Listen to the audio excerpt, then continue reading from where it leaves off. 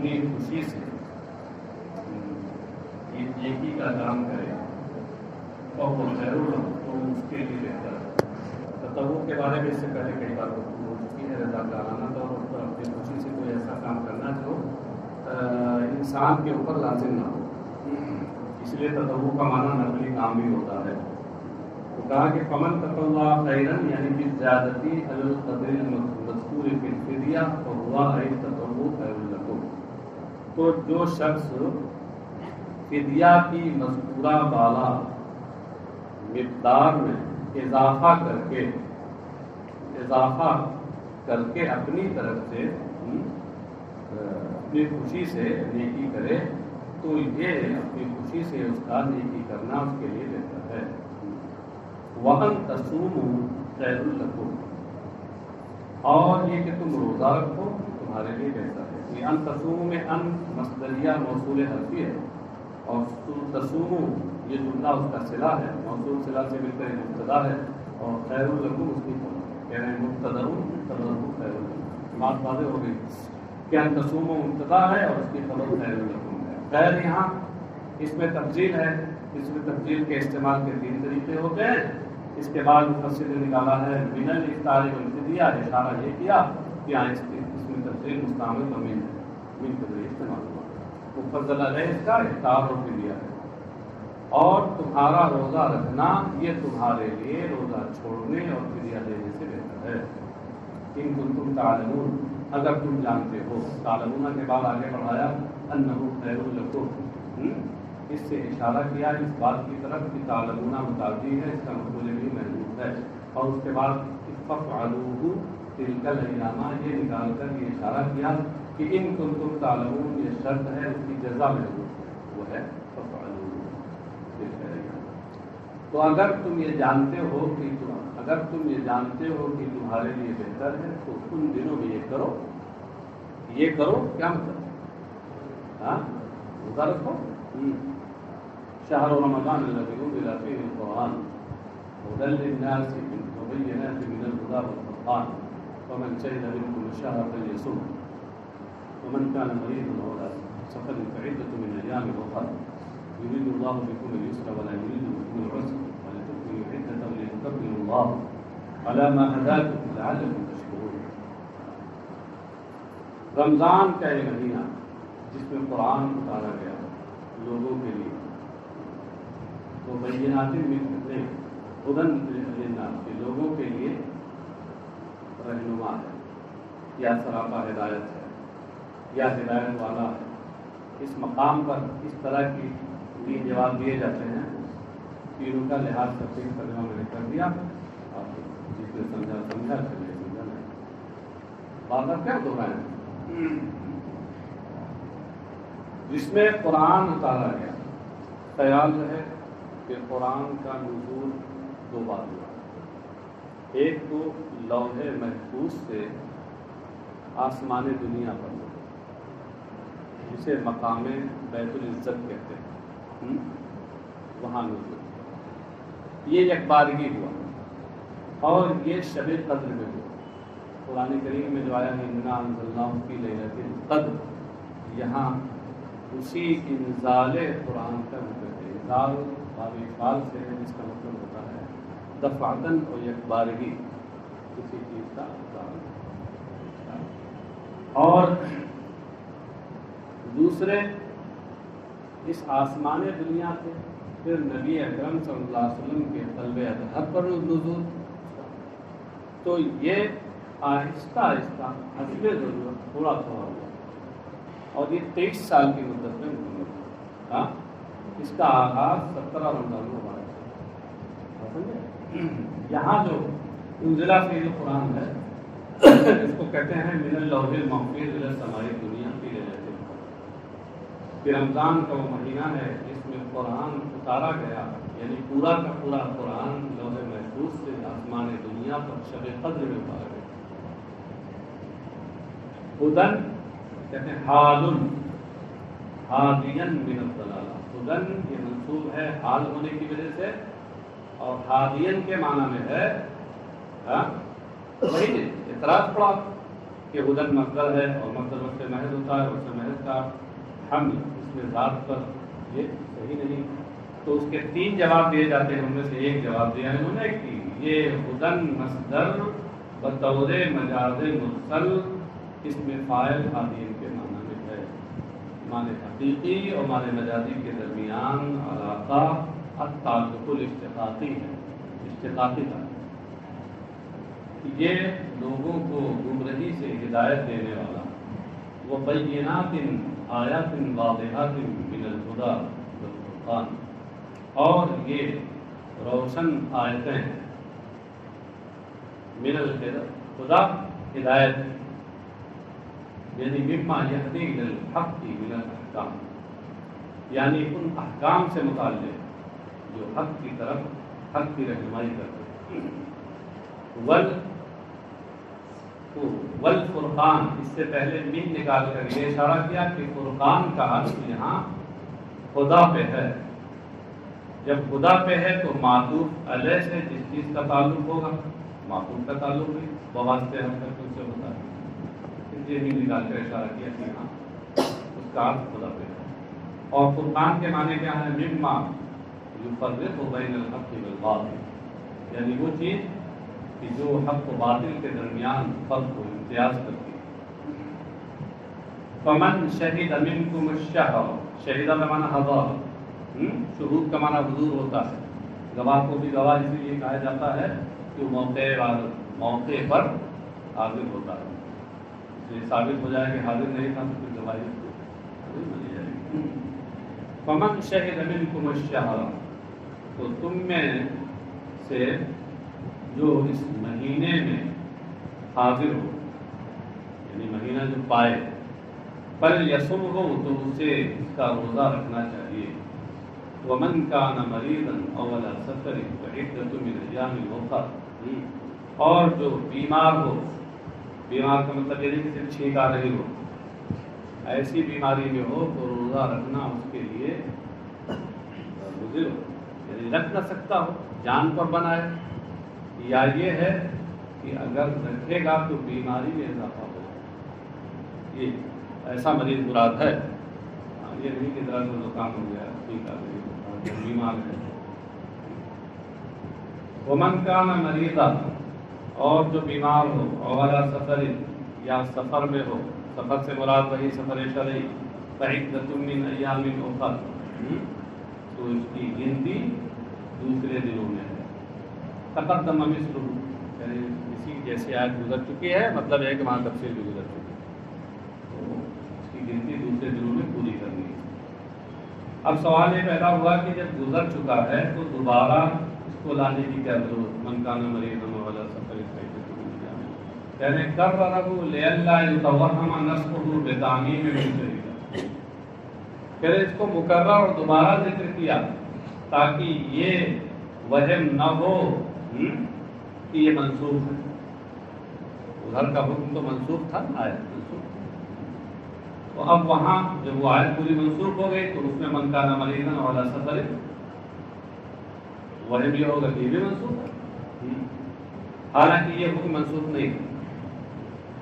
اس لیے اس کو مکرر ذکر کیا تاکہ یہ وہم نہ ہو کہ وہ منسوخ ہے. اس سے بتعمیم من شہدہ، من شہدہ کے تعمیم کی وجہ سے. یہ کہاں گیا؟ یہ من شہدہ منکم الشہر ہے، تو اس میں من چونکہ عام آیا، تو اب کوئی اس کو سامنے رکھتے ہوئے اور اس آیت کے نسخ کو سامنے رکھتے ہوئے، گزشتہ آیت کے نسخ کو سامنے رکھتے ہوئے یہ نہ سمجھ لے کہ یہ تو سب کے لیے حکم ہے، تو اس میں بیمار اور مسافر اس کے لیے بھی روزہ چھوڑنے کے بجائے یرید اللہ بکم الیسر ولا یرید بکم العسر، اللہ تمہارے ساتھ آسانی چاہتا ہے، دشواری نہیں چاہتا. ولذا اباح لکم الفطر فی المرض والسفر، اور اسی وجہ سے تو تمہارے لیے بیماری کی حالت میں اور سفر شرعی کی حالت میں روزہ چھوڑنا تمہارے لیے جائز ٹھہرا دیا ہے.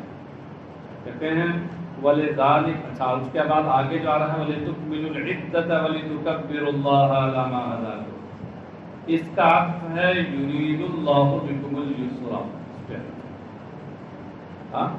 اب آپ غور کیجیے کہ ولتکملوا العدۃ، اس میں تو فعل مضارع پر لام کی داخل ہے، لام تعلیل داخل ہے. اور جو اس سے پہلے جملہ ہے یرید اللہ بکم اليسر، اس پر تو کوئی لام قید داخل نہیں ہے، مگر اس کا عطف اسی پہ ہے تو معطوف علیہ یکساں نہ ہوئے۔ اس کا جواب دیتے ہوئے کہہ رہے ہیں کہ ایسا ہے کہ معنوی یکسانیت پائی جا رہی ہے، وہ اس طور پر کہ یرید اللہ بکم اليسر یہ مقام تعلیل میں ہے، یہ علت ہے ما سبق کی، اور جب علت ہے تو اگرچہ لام تعلیل یہاں لفظ میں نہیں ہے، لام فعل لفظ میں نہیں ہے، مگر مراد وہی ہے۔ لہذا اب معنی مرادی کے لحاظ سے اس لتکملوا کا یرید اللہ بکم اليسر پہ صحیح ہے۔ کہتے ہیں وَلِكَوْنِ ذَلِكَ فِي مَعْنَى الْعِلَّةِ أَيْضًا لِلْأَمْرِ بِالصَّوْمِ عَطَفَ عَلَيْهِ وَلِتُكْمِلُوا الْعِدَّةَ۔ اور اس کلام کے یرید اللہ بکم اليسر ولا یرید بکم اليسر، اس کلام کے روزے کا حکم دینے، روزے کے حکم کے لیے علت کے معنی میں ہونے ہی کی وجہ سے اس پر عطف کیا وَلِتُكْمِلُوا الْعِدَّةَ کا۔ ہاں وَلِتُكْمِلُوا اس میں دو قراءتیں ہیں، تخفیف کے ساتھ یہ باب افعال سے پہلے مضارع ہے، اور تشدید کے ساتھ یعنی وَلِتُكَمِّلُوا یہ باب تفعیل سے پہلے مضارع ہو، معنی ایک ہونے کو، اور تاکہ تم گنتی پوری کرو عدۃ صوم رمضان، تاکہ تم رمضان کی گنتی پوری کر لو، وَلِتُكَبِّرُوا اللَّهَ عِندَ إِكْمَالِهَا، اور اس گنتی کی پوری کرنے کے وقت تم اللہ کی بڑائی بیان کرو، عَلَىٰ مَا هَدَاكُمْ أَرْشَدَكُمْ لِمَعَالِمِ دِينِهِ، اس پر کہ اس نے تمہیں ہدایت دی، یعنی اپنے دین کی نشانیوں کی رہنمائی کی۔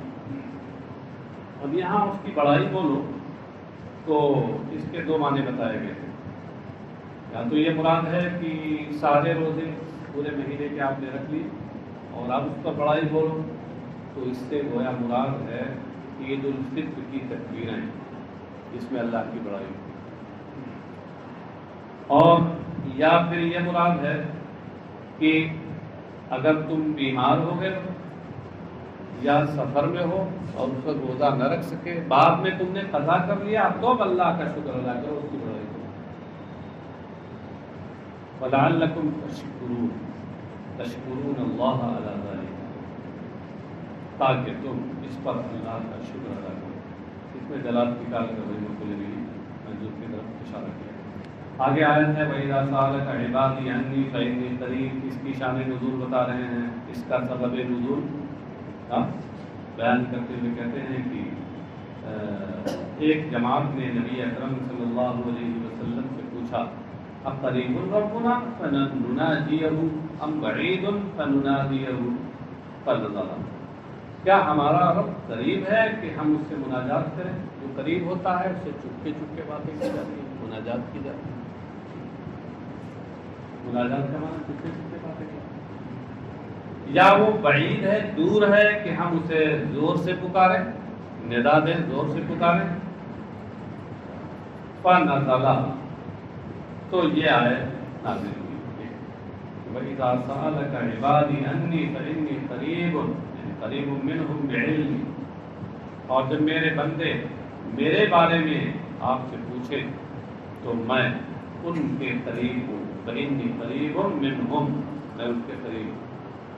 اچھا، یہ لفظ جب بولا جاتا ہے کہ قریب ہوں تو اس سے عموماً ذہن جاتا ہے کہ جسمانی اعتبار سے قریب، کہ اللہ تبارک و تعالیٰ اس سے بات ہے، تو یہاں قریب ہونے کا مطلب کیا ہے کہ میرا علم قریب ہے، میں جانتا ہوں تو فإنی قریب منہم بعلمی، اپنے علم کے ذریعے میں ان کے قریب ہوں۔ فأخبرہم بذالک، لہذا آپ انہیں اس سے باخبر کر دیجیے۔ یہ فأخبرہم بذالک سے اشارہ یہ کیا کہ اصل میں فإنی قریب، یہ اذا کا جو جواب ہے اس صورت میں بنے گا جب اس سے پہلے اخبر نکالا جائے، اب پورا جواب یوں ہوگا کہ اذا سألک عبادی انی فأخبرہم انی قریب منہم، جب میرے بندے میرے بارے میں آپ سے پوچھیں تو آپ انہیں بتا دیجیے کہ میں ان کے قریب ہوں۔ اجیب دعوت الداعی اذا دعان فلیستجیبوا لی ولیؤمنوا بی لعلهم یرشدون، میں دعا کرنے والے کی دعا کو قبول کرتا ہوں. اذا دعان، جب وہ مجھ سے دعا کرے. دعانی میں نون وقایا ہے اور یا ضمیر متکلم تخفیفاً حذف ہو گئی، کسرہ باقی رکھا گیا تاکہ آئے محذوفہ کو بتائے. الداعی یہ یہاں یا حذف ہو گئی تخفیفاً، کیونکہ اس میں منقوص جب معرب باللام ہو تو عام طور سے وہاں یا اور حرف علت کا حذف جائز ہے، واجب نہیں، جائز. کوئی اور ضابطہ نہیں ہے اس کے لیے، اس لیے آپ سرفی ضابطے اور قاعدے میں تلاش کیجیے اس کے لیے کہ کیسے یا گر تعلیل کیسے ہو گئی، کون سے قاعدے سے، کوئی الگ سے قاعدہ اس کے لیے تخفیفاً ہے. اور یہ تخفیف کہاں ہوتی ہے؟ جب یہ معرب باللام ہو، اس میں منقوص فاعل کے وجہ سے. اجیب دعوت الداعی اذا دعان، میں دعا کرنے والے کی دعا قبول کرتا ہوں جب وہ مجھ سے دعا کرے. قبول کرتا ہوں، کیا مطلب ہے قبول کرتا ہوں؟ بِإِنَالَتِهِ مَا سَأَلَ، جو چیز اس نے مانگی ہے وہ اسے عطا کر کے. انالا اس کا معنی اعطاء، انالا ینیل انالۃ، باب فعل سے اعطاء کے معنی. یہ باب وہی بائے تصویر ہے یا بائے سببی ہے. آپ کا ذوق جو چاہے پسند کرے کر لیں، دونوں کو پسند کرے تو بارے بارے ضرور کر لیں. فلیستجیبوا لی، دعائی بالتعاطف، تو تم میری پکار کو قبول کرو. میری جو پکار ہے، میرا تم سے جو مطالبہ ہے اس کو قبول کرو. بالتعاطف، حکم مان کر، فرما برداری کر کے. میں تمہیں حکم دے رہا ہوں، تم اس کی فرما برداری کرو. وَلْيُؤْمِنُوا بِي، اور فَلْيَسْتَجِيبُوا لِي، تو انہیں میری پکار پر کو قبول کرنا چاہیے، اس سے لبیک کہنا چاہیے حکم مان کر. وَلْيُؤْمِنُوا بِي، اور اس پہ ایمان لانا چاہیے. ایمان رکھنا چاہیے، لانا نہیں، ایمان رکھنا چاہیے، کیونکہ یہ گفتگو کس سے ہے؟ مومن بندوں کے بارے میں. تو مومن بندے تو ایمان لا ہی چکے ہیں. تو وَلْيُؤْمِنُوا بِي کا مطلب یہ ہے کہ اے یُدِیمُوا عَلَى الْایمان، کہ وہ ایمان پر ہمیشگی برتیں، ایمان پر ثابت قدم نہیں رہنا چاہیے. لَعَلَّهُمْ يَرْشُدُونَ يَهْتَدُونَ، تاکہ وہ راہ راست کو پالیں. یعنی ایمان کے معاملے میں تو راہ راست یہی گئی ہے، اعمال کے معاملے میں راہ راست نہیں ہے. وَإِلَّا لَكُمْ لَيْلَةَ الصِّيَامِ الرَّفَثُ إِلَىٰ نِسَائِكُمْ هُنَّ لِبَاسٌ لَكُمْ وَأَنتُمْ لِبَاسٌ لَهُنَّ عَلِمَ اللَّهُ أَنَّكُمْ كُنتُمْ تَخْتَانُونَ أَنفُسَكُمْ فَتَابَ عَلَيْكُمْ وَعَفَا عَنكُمْ فَالْآنَ بَاشِرُوهُنَّ إِلَىٰ آخِرِ مَا قَالَ. یہ تو آپ بار بار پڑھ چکے ہوں گے، سن بھی چکے ہوں گے کہ ابتدائے اسلام میں روزے رمضان کے مہینے میں عورتوں سے ہم مستری رات میں بھی درست نہ تھی. ہاں، اور یہ بہت گراں کام تھا. اس لیے بعض صحابہ سے اس کا وقوع بھی ہو گیا.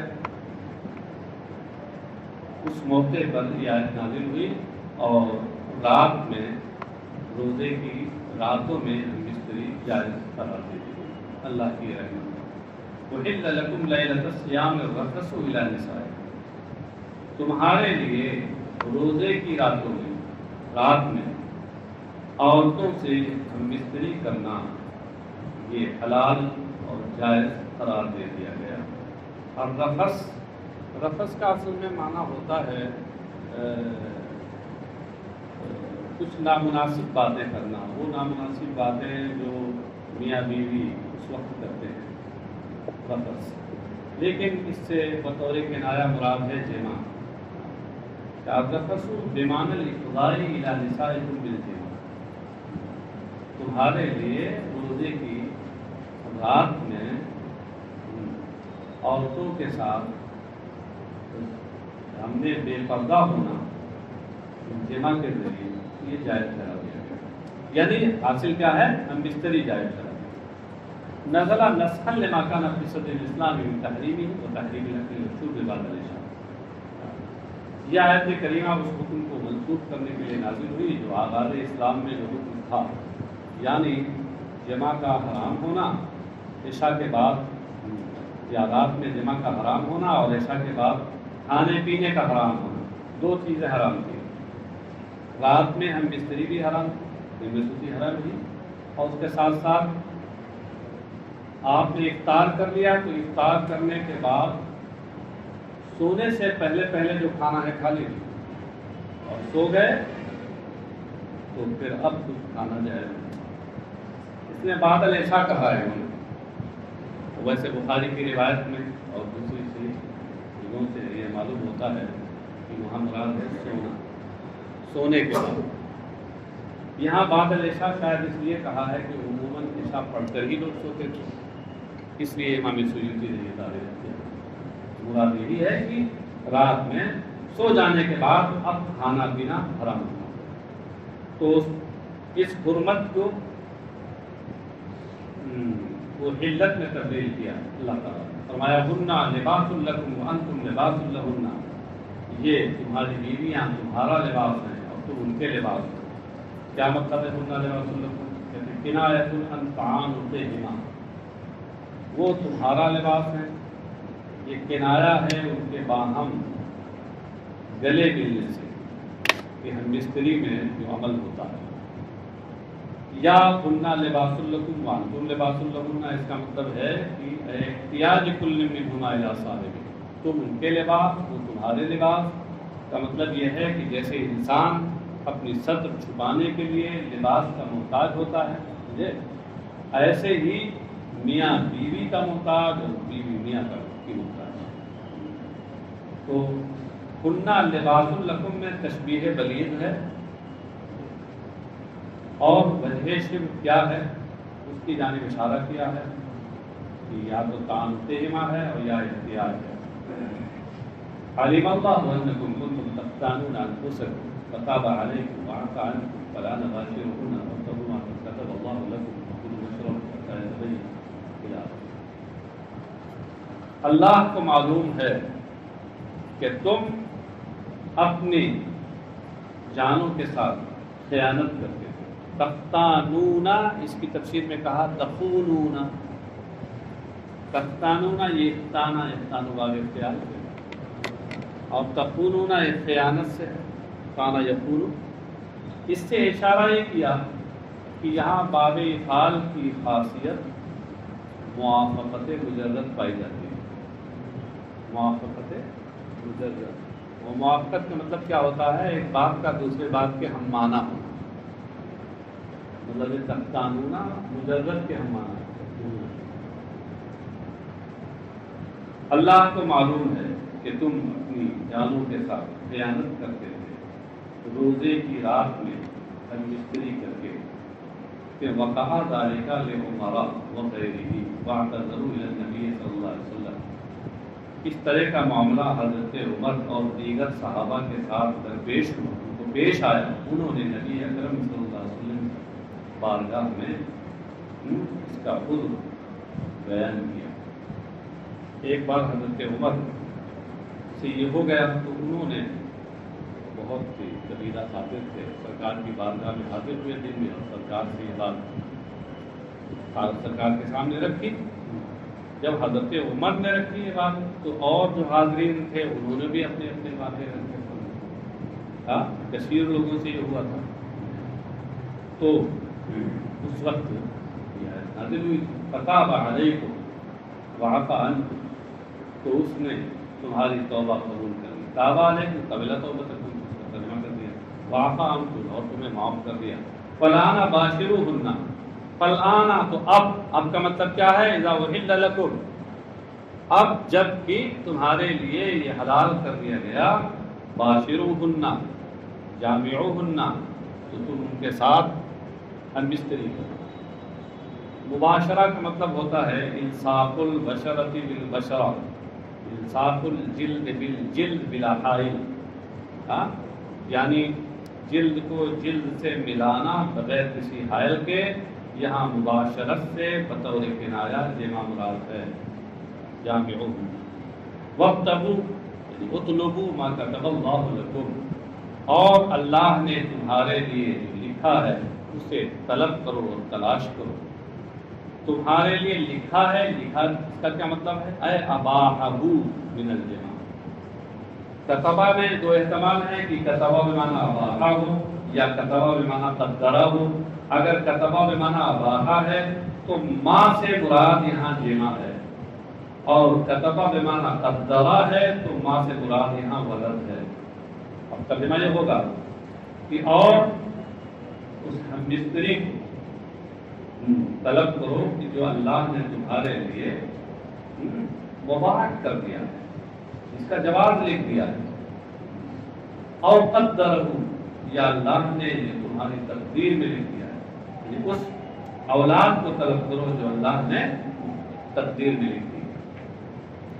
وَكُلُوا وَاشْرَبُوا حَتَّى يَتَبَيَّنَ لَكُمُ الْخَيْطُ الْأَبْيَضُ مِنَ الْخَيْطِ الْأَسْوَدِ مِنَ الْفَجْرِ، اور کھاؤ پیو، یعنی اللہ کلہ پوری رات کھاؤ پیو، پہلے کی طرح نہیں کہ سونے سے سو جانے کے بعد پھر نہیں کھا سکتے تھے، یہاں تک کہ حتیٰ یتبین یعنی یظہر لکم، یہاں تک کہ تمہارے لیے سفید دھاگا صبح کے صبح کا سفید دھاگا سیاہ دھاگے سے ظاہر ہو جائے، عیاں ہو جائے۔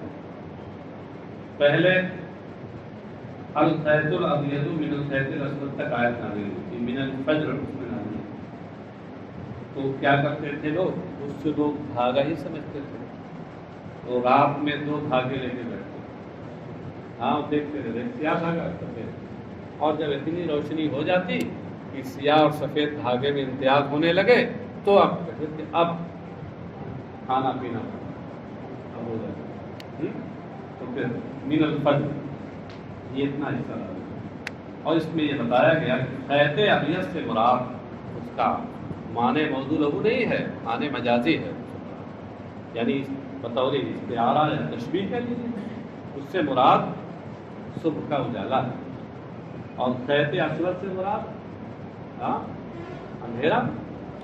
بھائی وہ صبح جب ہوتی ہے تو اس وقت تھوڑا تھوڑا پہلے تو اندھیرا رہتا ہی ہے، اس کے بعد دھیرے دھیرے دھیرے پھر اس میں اجالا ہوتا ہے، تو وہ کام تو کہا کہ یہاں تک کہ تمہارے لیے رات کے سیاہ دھاگے سے صبح صادق کا سفید دھاگا عیاں ہو جائے، ظاہر ہو جائے، یعنی صبح صادق طلوع ہو جائے۔ تو اس کو بتا رہے ہیں من الفجر میں جو من ہے بیانیہ ہے، اور الفجر بیان للخیط الابیض، یہ خیط ابیض کا بیان ہے الفجر، اور بیان الاسود محذوف، اور خیط ابیض کا بیان یہاں محذوف ہے، اے من اللیل، یعنی اس سے مراد ہے رات، یعنی رات کا اندھیرا۔ شبہ ما یبدو من البیاض وما يمتد معه من الغبش بخيطين ابيض واسود في الابتداء، یہاں نمودار ہونے والی سفیدی اور اسی کے ساتھ ساتھ جو کچھ سیاہی پھیلی ہوئی ہے، تو ان دونوں کو تشبیہ دیا دو دھاگوں سے، سفید اور سیاہ دھاگوں سے تشبیہ دی، کس میں؟ فی الامتداد، پھیلاؤ میں، پھیلے ہونے میں، دونوں پھیلے ہوتے ہیں نا، جیسے ایسے ہی پھیلے ہوتے ہیں جس سے دھاگا پھیلا دیجیے۔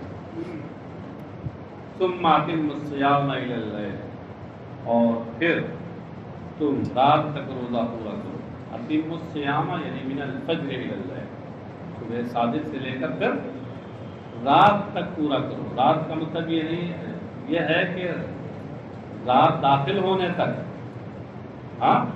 اور رات کا دخول کب ہوتا ہے؟ غروب شمس سے، کہتے ہیں الی اللیل الی دخولہ بغروب الشمس، یعنی سورج ڈوب جانے سے رات کے داخل ہونے تک، جیسے سورج ڈوب کر رات آئے بس اسی وقت تمہارا روزہ مکمل ہو گیا۔ یہ دخول کا لفظ جو یہاں بڑھایا ہے، اشارہ کیا ہے کہ اللیل سے پہلے دخول مضاف محذوف ہے، اور یہ بھی اشارہ ہے کہ یہاں الی اللیل میں الی انتہاء غایت کے لیے ہے، اور لیل کی جو غایت ہے کہ اس میں غایت بغیہ میں داخل ہے۔ یہ تفصیلات پڑھ چکے ہیں۔ ولا تباشرون وانتم عاکفون فی المساجد، اور ان سے یعنی عورتوں سے تم جمع نہ کرو جبکہ تم معتکف ہو، مسجدوں میں اعتکاف کیے ہو، یعنی مقیمون بنیت الاعتکاف، جبکہ تم مسجدوں میں اعتکاف کی نیت سے ٹھہرے ہوئے ہو۔ یہ پھر مساجد کو بتا رہے ہیں کہ متعلق بعاکفون، یہ عاکفون سے متعلق ہے۔ نیچے مؤشر لکھتے ہیں لا بقولہ ولا تباشرون، ولا تباشرون سے متعلق نہیں ہے بلکہ عاکفون سے متعلق ہے۔ نہی لمن کان یخرج وهو معتکف فیجامع امرأته ویوم، یہ اس کے لیے ممانعت ہے کہ جو مسجد سے باہر حالت اعتکاف میں مسجد سے باہر آ کر آتا اور اپنی بیوی سے ہم بستری کرتا اور پھر واپس چلا جاتا۔ ہاں پہلے ایسا لوگ کرتے تھے، اس لیے منع کر دیا گیا۔